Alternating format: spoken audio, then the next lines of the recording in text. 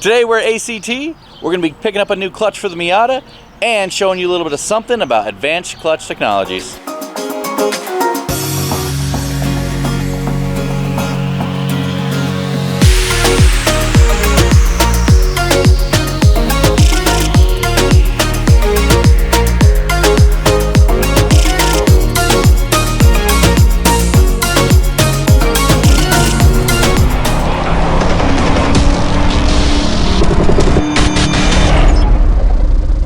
So this is what you might call clutch heaven.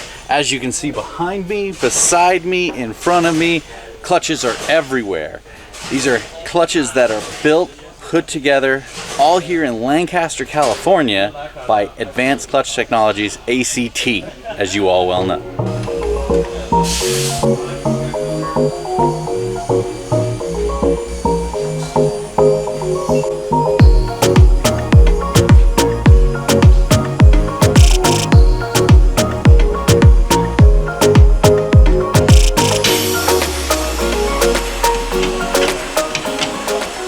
In order to get the right spring pressure and feel out of our clutch, we actually make our own diaphragm. And this is the raw blank that we need. So we pre-balance the face, so upon assembly, we don't have to use as many weights to get the pressure plate true. So what are you actually doing?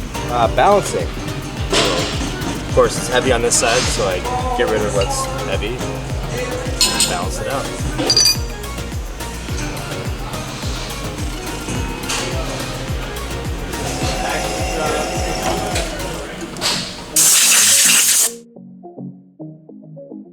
We'll stamp out the centers if it's a sprung hub, and then we'll cut the millimeters down on the outsides here for the right size disc. So after stamping, either sprung or solid, we'll heat treat our parts, we'll send them for black plating, and they're ready to go to be put together. So all of our hubs we broach in-house. We actually bore it to the size we need and then run our broacher through to get the splines.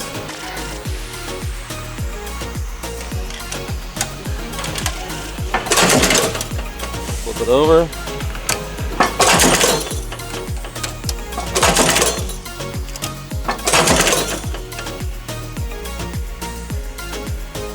This one's actually for a Hyundai Genesis. It's one of the ones we developed with an aluminum cover. That's pretty neat. You don't see the aluminum covers pretty often. Why is that? Everyone uses stamp steel. So these are covers for the pressure plates for Subaru, the SP19s.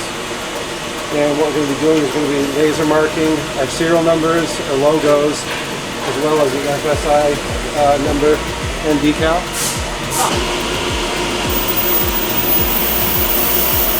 And that's it.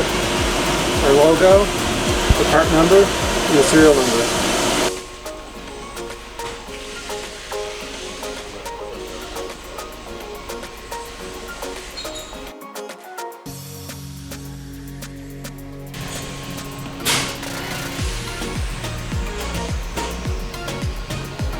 Basically balancing the part, balance the face in the back, and then we put it all as an assembly up front, and then we balance it all together, and then we press the weights in.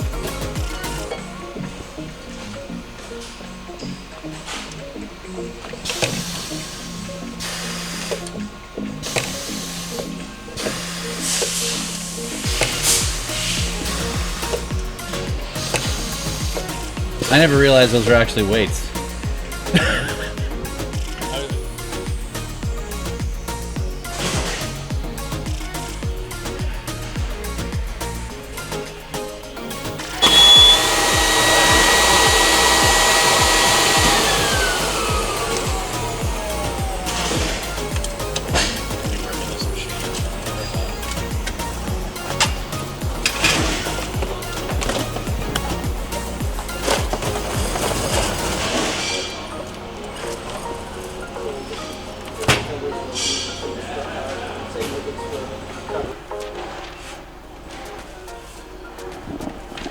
So you have all your release bearings, all your pilot tools, all sorts of stuff that you could ever possibly need to do anything for your clutch in your car. So I was curious, when you actually called ACT, who's actually picking up the phone? So when you call ACT, the tech department is actually the people answering the phone. So when you call, by the second ring, the tech department's there to help you, whether it's sales related, tech related, any of that. And if it's another call, then we'll send you on to whoever you need to talk to. So that's an important thing to note. You're actually getting a person, first of all, a person that's sitting here in Lancaster, California, is answering your call and is ready to help you if you're having a little bit of an issue, struggle, you know, don't know where a wrench is. They're the ones that are going to help you get this clutch installed and make sure that it's performing optimally.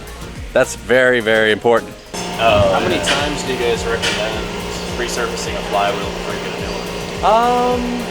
You can get one for sure. Any more than that, you can call and we'll give you the specs of what the minimal thickness actually is. But I mean, if you run a street disc, they're not harsh. They don't actually put a big wear gap inside your flywheel or your pressure plate. So you can probably resurface a rag style 2-3 times. Now if you have a puck style, I mean, it'll wear in so bad you can see deep grooves right here. You'll see this is all worn, and then right on the very outside edges you can see a big old lip where the pucks weren't touching because they're that aggressive.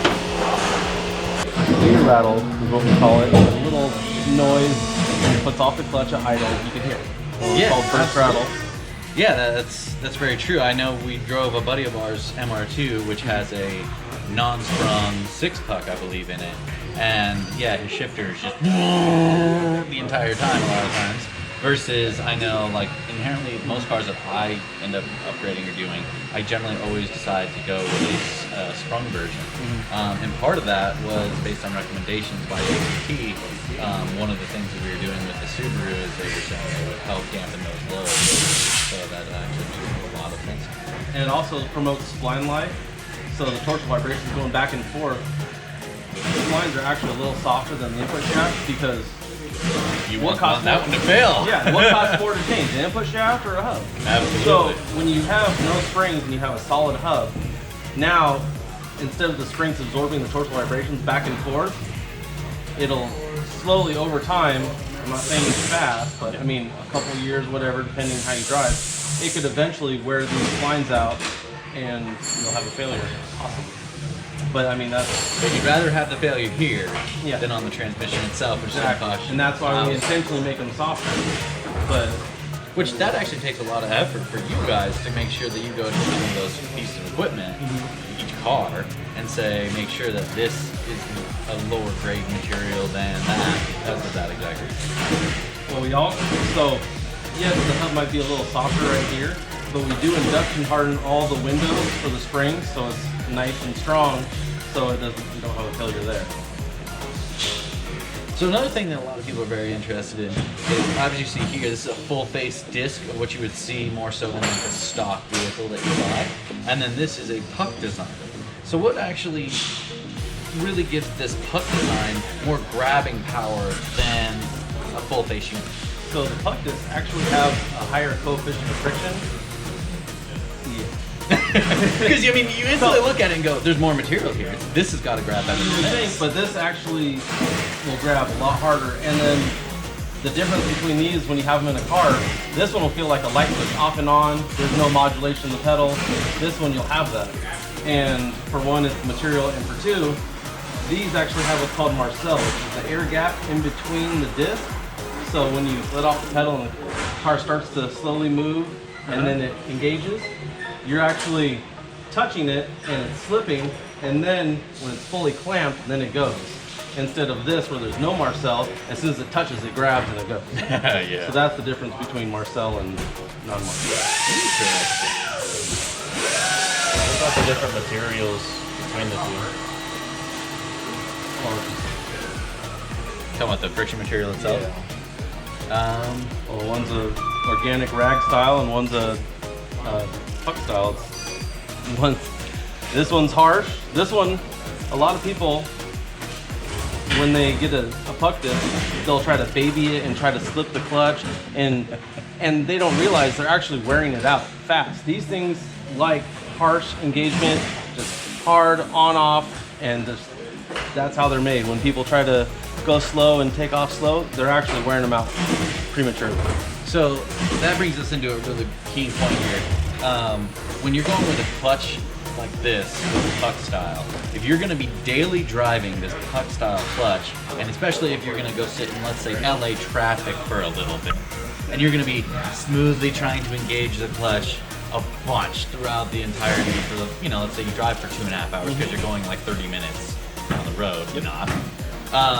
You end up wearing this extensively, which then could lead to premature failure in theory, because It just wears it out. because yeah, well, into the consumer eyes of premature, because they see it as, well, this is supposed to last me forever or however long. But the reality is, this is made for a race environment. This is made, like you said, to be very abrupt. Pop, clutch, go. Not be in a situation where you're easing, a constant. That's what this is for. So you have to be very considerate of these different conditions when purchasing the clutch and what you're going to be doing with the car.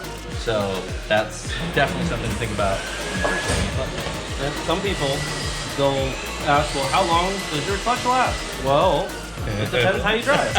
So really, a rag style clutch, organic like this, and our pressure plate, it'll last as long, if not longer, than an OE. It just depends how you drive. If you're trying to, you know, double clutch it, or, you know, If you're some weird slipping it stuff, like yeah. crazy and trying to do weird stuff, it's gonna it's a wear item, just like the brakes on your car. Yeah, and just like that. I mean, how many times you see or someone say, "Yeah, my brakes lasted me 150,000 miles," and you go, "My brakes only lasted me 30,000 miles." You go to the track, what's gonna happen? It's gonna wear out fast. If you just drive on the freeway and only brake twice the entire time you drive, you'll never have to change. Never changing your brake pads. So keep that in mind too. The amount of wear that you put into it is what you're gonna get back out of it in terms of longevity.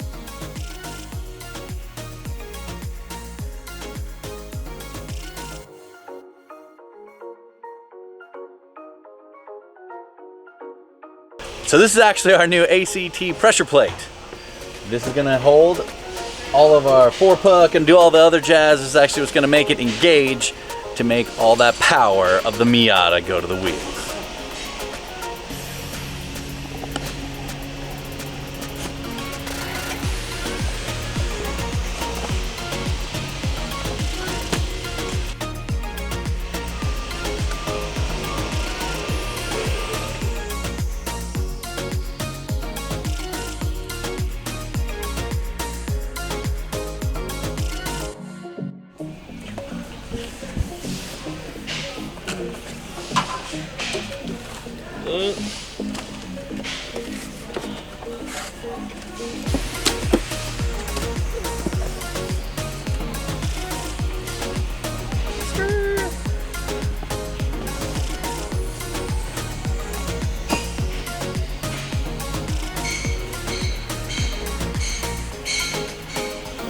Did you need a pressure plate for you too?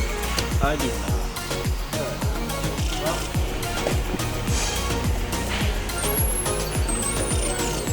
So now we have our pressure plate, our multiple flywheels. We also have our actual clutch disc. So now we're ready to go.